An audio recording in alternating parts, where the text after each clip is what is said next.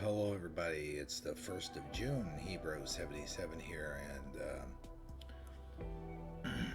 I got a little bit to talk about.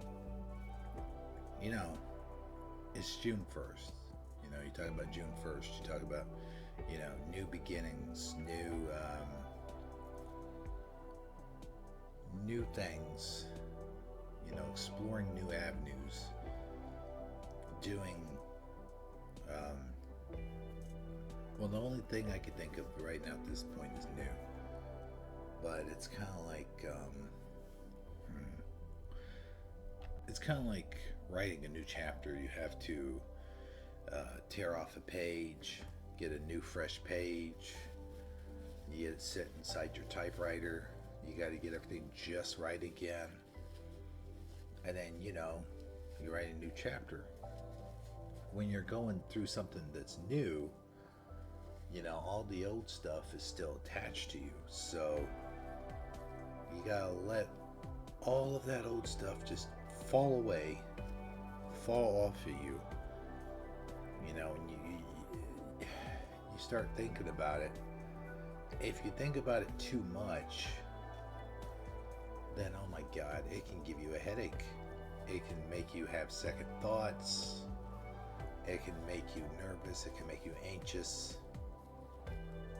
But when you begin your day, you begin a new day, we're never guaranteed a new day, right? We're never guaranteed anything. The only thing we're guaranteed in life is death and taxes. And see, a lot of times, we're not even guaranteed taxes. So we're guaranteed death. Like, everyone's gonna die. We all have to die of something. I had an interesting conversation with a guy in a locker room. Yeah, I know, locker room talk, right? But this guy had feet the size of footballs. He had cankles. He had huge calves. Like, I don't know how to explain it. And I'm not going to put a picture up there to illustrate either. It's really bad. Like, really bad. I'm not talking about, like, a lot of you are imagining, like, I don't know what you're imagining, but these things were huge, like totally out of proportion to what his body size is. Like, if you think about a fat lady, like the biggest fat lady like you could think of in your head, possibly imaginable, like Mama June before she went from hot to not or whatever. Her legs on a skinny guy's body. I mean, that's basically what we're looking at here.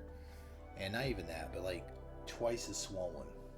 And immediately I came to the conclusion that this was diabetes. So I asked him, forthright. I'm like, oh, geez, man. Let me guess, diabetes. He was like, yep. And so we got into a whole conversation of diabetes. And, well, the guy appeared to be happy, except for all the stuff that was going on with his feet and ankles and calves and stuff.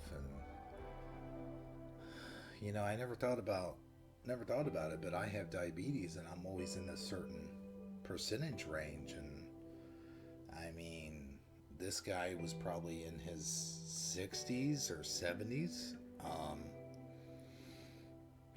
I mean, I could be possibly looking at my future, right? So this brings me back to my point. We're never guaranteed another day to live, and we're never guaranteed what we're going to go through in life. In life, there's trials and tribulations, and every day that you get a new moon, you better go outside and check out that moon, because it may be your last moon, it may be your last sunrise, it may be your last sunset, it may be your last breath that you ever take. You never know. Spend them with a loved one, give them a kiss goodbye, say goodnight to them every night, say good morning to them every morning, that you're alive and that you wake up and that your eyes flutter open and you take another breath, because you never know, it could be your last. Me and Saji, we did a broadcast last night, Taco Tuesday broadcast. We didn't get very many views, but I'm sure that'll pick up sooner or later. It doesn't really matter in the lateral of things. But we were talking about the whole coin concept and how there's these two coins, and I'll bring the picture up here momentarily. But there's these two coins. There's one coin from 2021, and it was the basic design of the George Washington quarters, the George Washington quarter coins. And in one corner it says, "In God We Trust," and it has George Washington's head facing the "In God We Trust." And then on the other side, 2022, new for 2022, it has George Washington facing away from "In God We Trust." And then there's so much symbology in that. There's so much messages, and the message is clear, really, and they're giving out a clear message. And I didn't really go too far into detail on that last night because we had a lot of other topics to cover.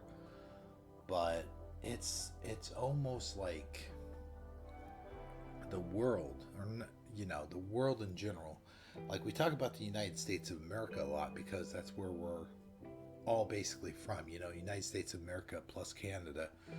And so we talk about, in a sense, this small little square of the world that loses its it has lost its religion, so to speak. I don't like to think about religion when I'm talking about spirituality. There's two separate, completely different things, but I also don't want to get too new agey on you guys either. So, we used to swear in the Bible. We used to do things like say the Pledge of Allegiance. We used to pray in school. We used to honor God. We used to put God in weddings. And now a lot of the stuff that was taken from the Bible that we used to do in marriage ceremonies as well has been taken away because people write their own vows and stuff. And they've changed it to sort of exclude God. And especially, when you have a gay wedding of some sort, God is totally stricken from that altogether. And, or it's meaningless. It's meaningless. It loses all its meaning.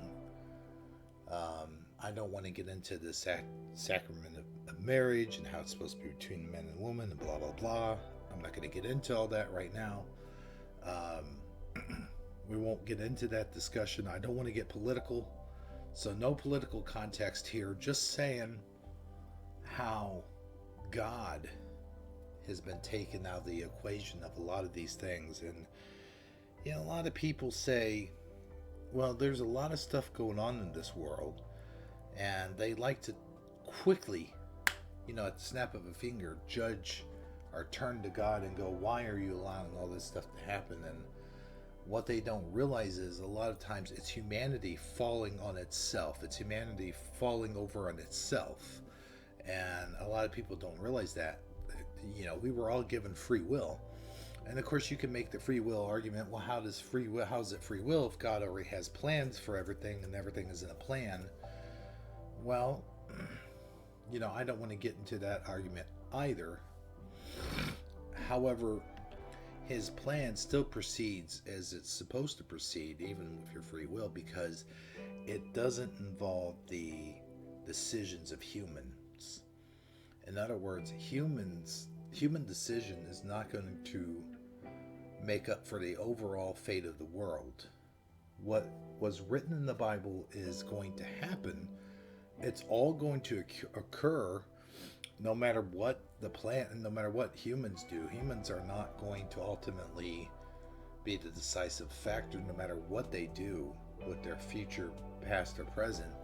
It's ultimately just single individual lives anyway when it comes down to that. So that is where the whole free will concept kind of holds water. And see, people think that it's an individual plan, but he doesn't have an individual plan for each and every one of us. He has an overall plan for the entire world and entire universe. And that's hard to grasp that concept, but the entire plan is still going to take place, and it doesn't matter what one individual's actions are going to occur. What was written is written, and what's going to happen will happen, irregardless of what one individual person does with their free will. So the free will argument kind of loses water when you think about that. I'm talking about the argument against free will loses water when it comes to that. God does have a plan in place, and it's a divine plan, and you can't mess with the divine planage. It has to do with the overall state of the world. Anyway,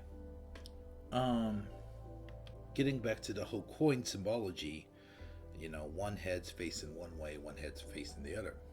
One head's looking towards the past, one head's looking into the future, and one head is facing away from God, and one head's looking into the eyes of God. And the one that is looking into the eyes of God is also looking towards the past. So take that from what you will, and always remember, we are never guaranteed a tomorrow. And take today what you could take from for today. And I don't know. I said all of that to say just, I've had all of this stuff on my mind, and, there's been a lot of events unfold in my life, as I'm sure there have been events unfold in yours as well. But we all have to take it in stride, and we all have to just sit and focus, and we can't lose our focus. That's what I have to say in today's message. It's very easy to lose the message and lose the focus if we are so easily distracted, and there's a lot of distractions going on in today's world. But just take heed and take warning, and take care of each other. And until next time, this has been Hebrew 77, and I hope you all have a great rest of your day, and I'll see you next time on another video or a new live stream. God bless, and good night.